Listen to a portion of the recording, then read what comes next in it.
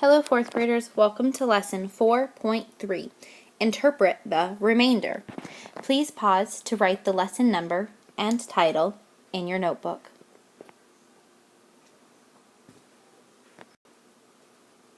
Today's lesson objective is I can use remainders to solve division problems. Please pause again to write the lesson objective. Let's begin by reading the Unlock the Problem. Magda has some leftover wallpaper. It is 73 inches long. She wants to cut it into 8 pieces to use around photos in her scrapbook.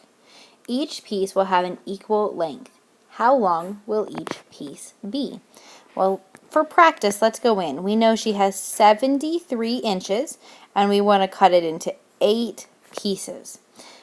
When we solve with a division problem that has a remainder, we need to decide what we do with the remainder.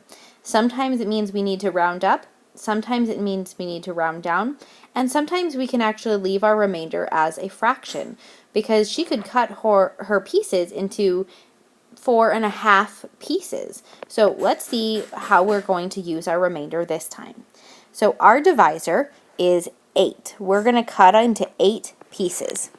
And the dividend, that's the thing we're going to divide into. That's our word, dividend,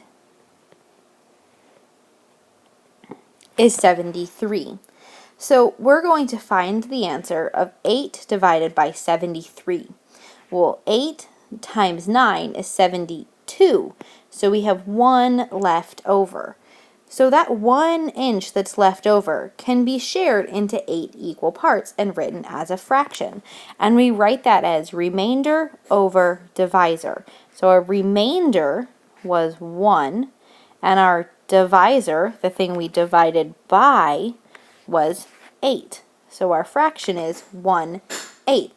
And then we can write our quotient as a fraction with the remainder. So our whole number was 9. That's how many times it went in evenly. And then our fraction pieces left over was 1/8. So she can take her 73 inches and she can cut them into 8 pieces, and each piece will be 9 and 1/8 inches long.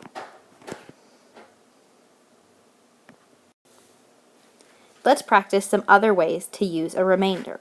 This time it says we're only going to use the quotient. So that means when we get down to the remainder, we're not going to use it. Let's see how that works.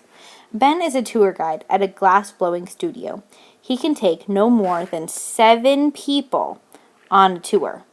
If 80 people want to see the glass blowing demonstration, about how many groups of 7 will Ben be able to show around?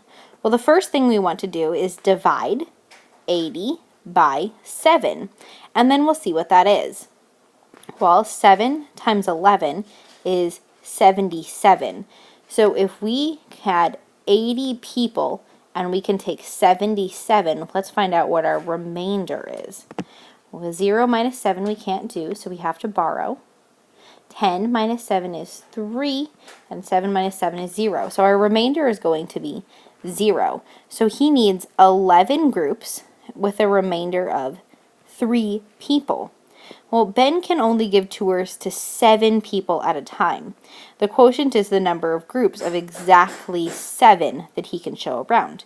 So Ben is going to give 11 groups of 7 people tours. Okay? Sometimes we need to add 1 to our quotient. That means we need to round our quotient up because we can't just leave those 3 people without a tour. So let's see how that goes. If Ben gives tours to all 80 people, how many tours will he give? A tour can have no more than 7, but it could have less than 7. To show all 80 people, Ben will have to give 1 more tour. That one last tour won't be full. It will only have 3 people in it. But in order to give everybody a tour, we need to round our answer of 11. We're going to add 1, and we're going to give 12 tours so that all 80 people can go on the tour. And we can also, as we practiced before, use only the remainder. And that says Ben gives tours to all 80 people.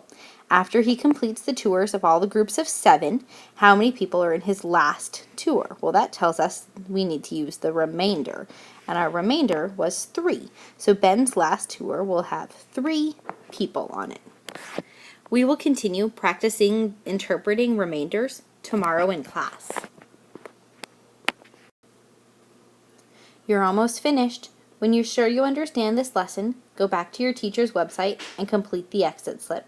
See you tomorrow.